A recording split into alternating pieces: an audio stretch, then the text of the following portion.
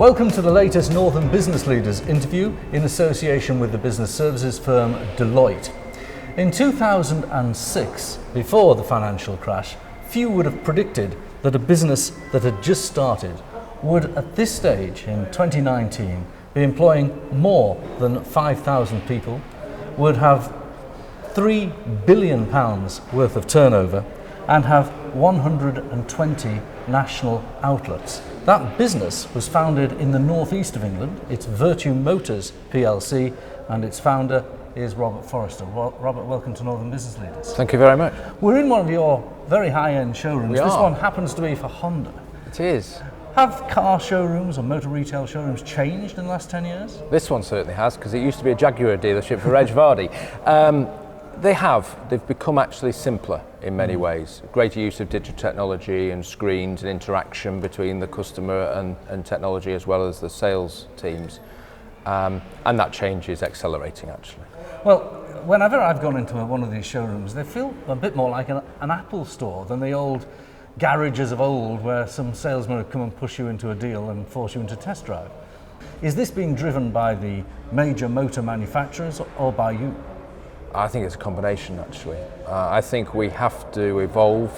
Customers have got different expectations when they walk into an Apple store or any retail outlet now. They're getting a very good experience in many cases. They're used to pressing Amazon and getting something delivered after 24 hours, certainly I am. And we clearly have to respond to that. We are held to the same standard as other retailers. And manufacturers clearly have that in mind. We don't want to be left behind, and clearly we're not. And with the power of the manufacturers behind us, as well as the financial power in the sector as well, we can make that investment, and this is a good example in this dealership. Well, it was less than 15 years ago you embarked on this journey as Vertu Motors, and you obviously decided to start afresh, not just a new business, but a new approach. Let's start by what motivated you, because you had worked at Reg Vardy PLC, a highly acclaimed motor retailer, and you moved on from that to start this. What was the background to that move, and how did you get it going? I don't think anybody would ever make a decision to leave Reg Vardy and set up a new motor group. You have to be forced to do things like that, and I was very much forced. Reg Vardy got taken over by Pendragon PLC in February 2016. I was removed from the business about 3 minutes later, and had no job. And a contract actually was when I couldn't work for 12 months. So you have a bit of time to think, and you've got to provide for your family. And it wasn't just me that founded the company, there were a small group of us, and we decided there was room in the market for a new player with a new approach and with distinct ideas on how we wanted things doing. We were backed by the city in December 2016 and bought our first dealerships in March 2007. So it was necessity, I think. Adverse circumstances tend to produce the greatest leaps forward, I think, and certainly in my life that is definitely true. So let's go back to 2006-07 when you went to the city for money.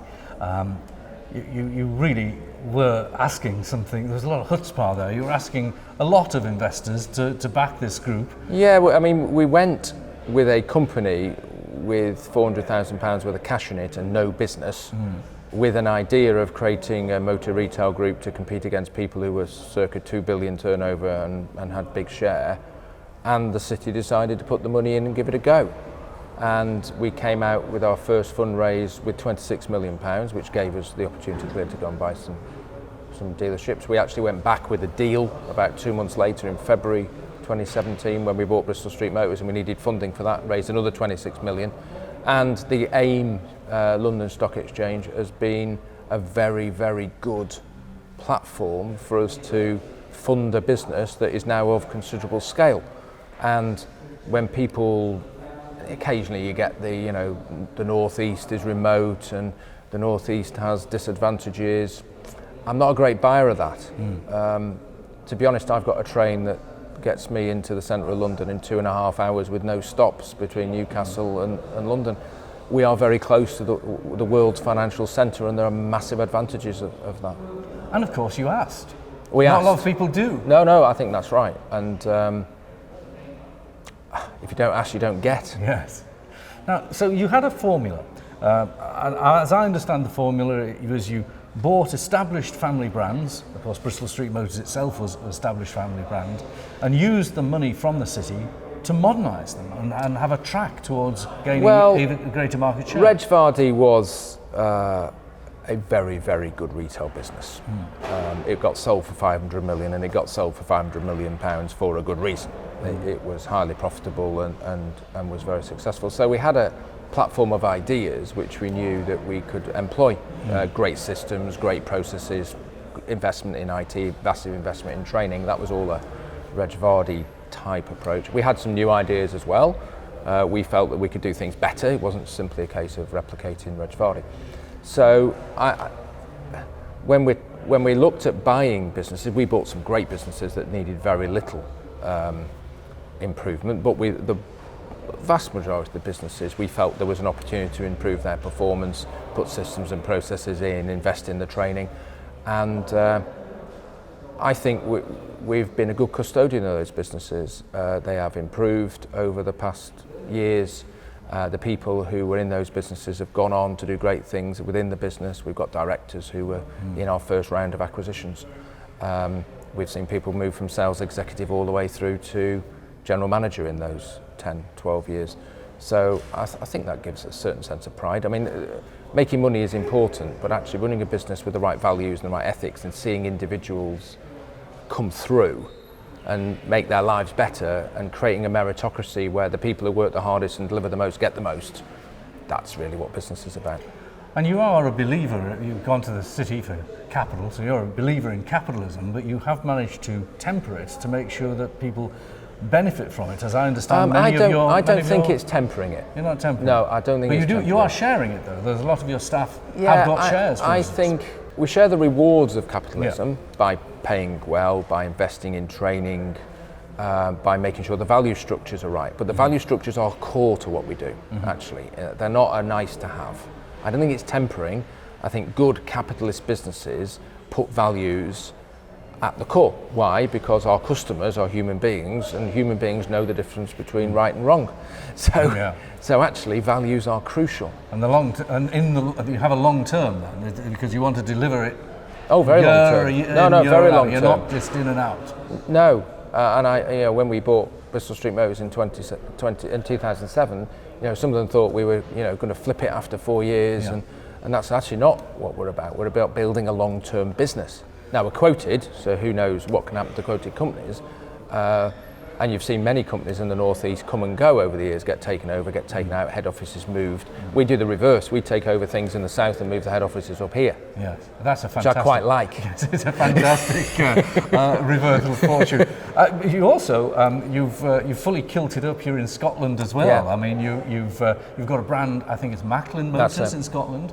Now that is a very established dealership chain in Scotland now.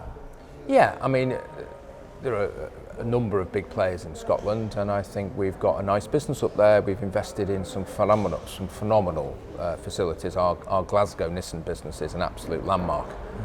In fact, the 8-storey tower full of 24 cars is known as the Nissan Tower. It's right next to the M8.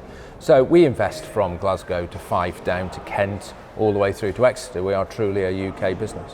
Let's talk about your relationships with the major manufacturing partners. What do they look for when they're deciding to invest with you? And I suppose they do invest with you, maybe not always financially, but certainly in terms of building relationships. It is an investment. What are they after? They need to believe there is a credible long-term structure, both in terms of management and financial power.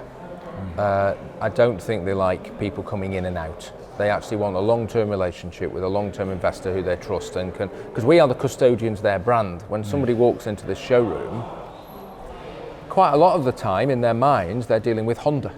Yeah, and this particular showroom has Honda on the this is a Honda. It is a Honda showroom, so we are representing Honda. There's a trust between the customer and the brand, and we are the custodians of that trust, and we can blow it quickly if we get things wrong. So it's about, do they trust us to have the brand? Have we got the financial stability to make sure we are in business for a long time? And really they're after us selling cars and selling parts actually through the workshop and making sure the workshop's right. So they're looking for economic activity together with great customer service. That's really what they're after. Now, a new phrase has emerged in motor retailing. Omni-retailing channels. Omni-channel retailing. What does it mean? Omni-channel retailing is just a reality of where everything is going. So if we put an advertisement around an England away game and it says Bristol Street Motors 0% finance, online, people are sat at home with their iPads watching the telly, and then suddenly we see a surge of activity on the internet and they're onto the Bristol Street Motors homepage or the online retailing page. And then they're doing things on the internet. They're looking at cars, looking at dealerships, and then they interact with us in a multitude of manner, try and phone us, even at 10 o'clock at night. Live chat, we have 10 people fully employed on live chat till around 11 at night. They might actually just decide to get directions and visit the dealership the next day, so that when they come into the dealership, ideally we should know what they've been up to on the internet.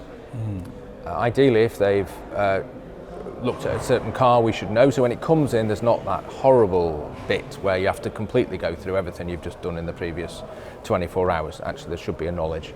And the technology within the showroom, into configurators, or every of our sales executives has an iPad, and actually we almost give the screen now to the customer, and they can almost configure their own deal, which builds up trust. Much less to and froing back with management now. It's much more about the customer and the sales executive working together. And then when they go home, we're communicating them via the internet, via email, whatever it is. So it's all joined up is what it means. Wherever you want to be, we can work with you as a customer, online, offline. And people come in and out. And the last bit of that was coming into the retail.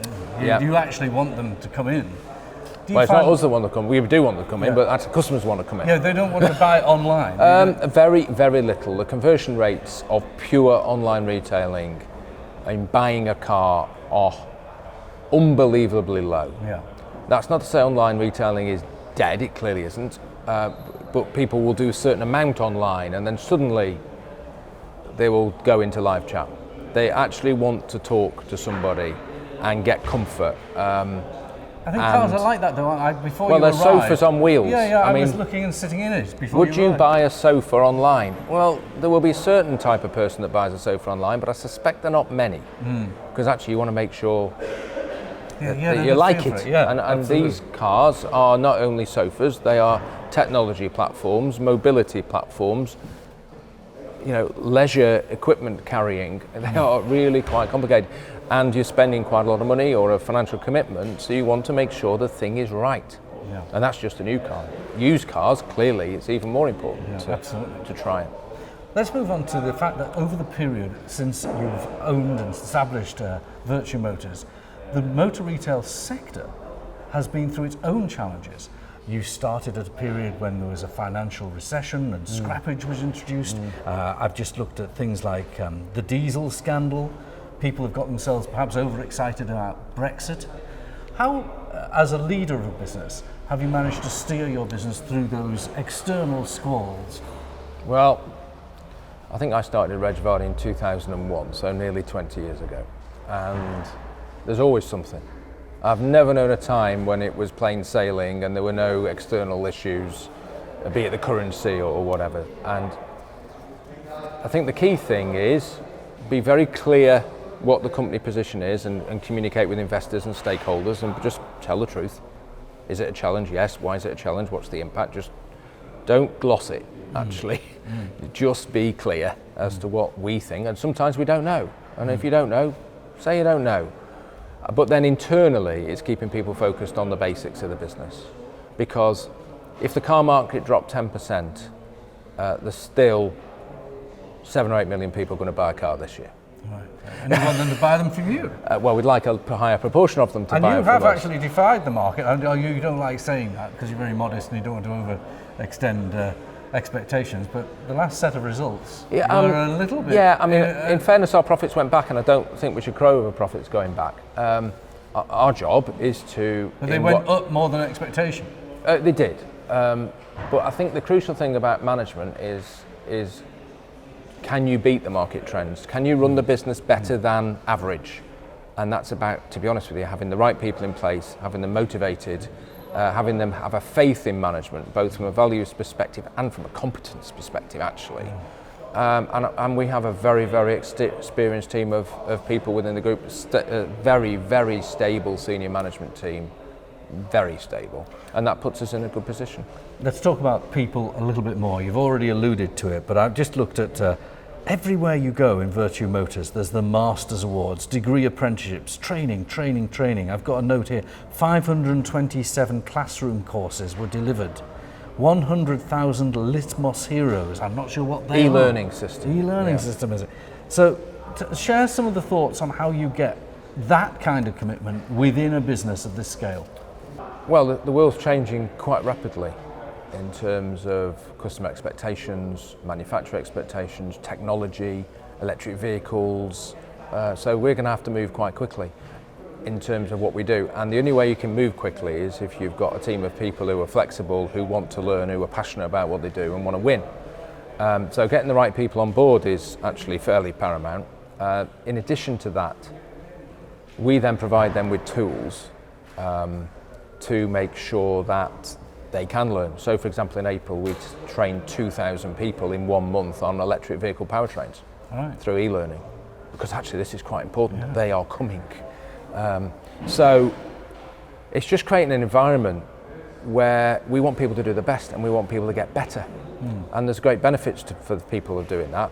They can earn more money, they can get promoted, they can fund their children's university education, have a better house and have nicer holidays. That's a good thing, not a bad thing.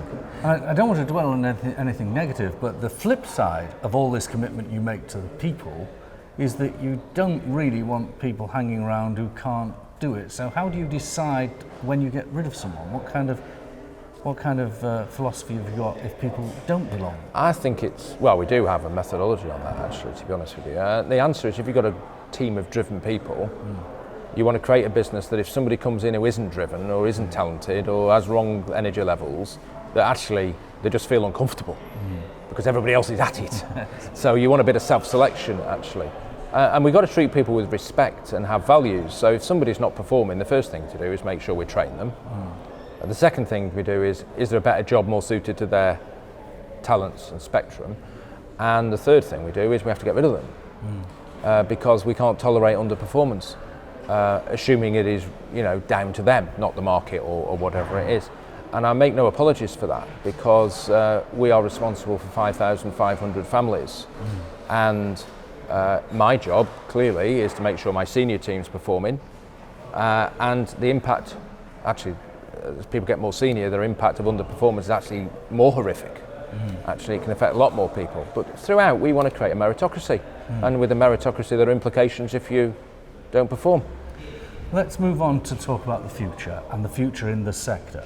Because my grandmother remembers when there were horses and carts in the street. Yeah. Well, she did. She's not with us anymore. Yeah. Will our children look on the petrol engine like that? I don't know. The great thing about the move from the horse to the motor car was it was a massive technological leap that customers clearly saw massive benefits from and chose to buy them. That is not what we're seeing today. The move to electric propulsion is not because customers have woken up to the great benefits of electric propulsion at all. It is due to government regulation set in the European Union based on the climate change agenda to fine punitively the motor manufacturers in Europe if they fail to reduce their carbon emissions, with massive punitive fines from 2020, which is forcing them into electrification. Now, whether the customers are ready for electrification and whether the customers are ready for electric vehicles, pure electric vehicles, I have some doubts about. Hybrids, I think, are probably going to be the route through.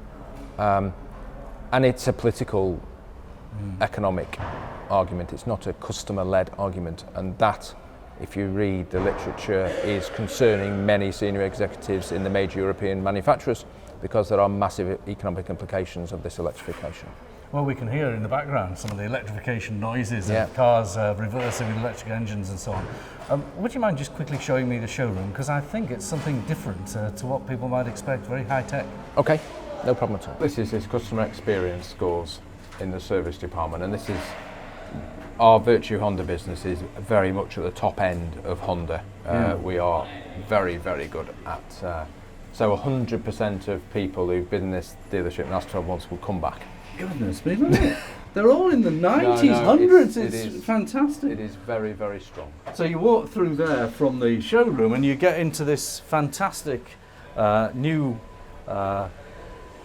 engineering workshop, and the floors are all pristine. And Well, it's a working environment, there's plenty of oil around, so keeping it clean is somewhat tricky, but this place is now absolutely stuffed full of technology. So when the cars come in, one of the key things is plugging it in to a diagnostic machine to identify any problems. We're communicating with the factory, so software downloads coming straight through. Actually, in a few years' time, we won't do that here.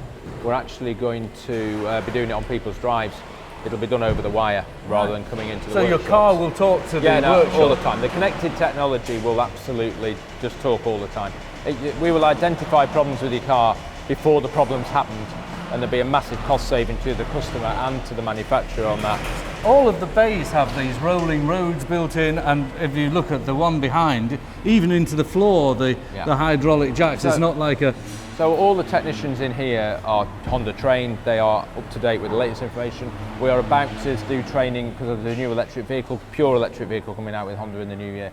So the technical training that the manufacturer provides is absolutely first class. In addition, each of the technicians makes video of every single car, explaining to the customer on the video what work needs doing, or hopefully what work does not need doing.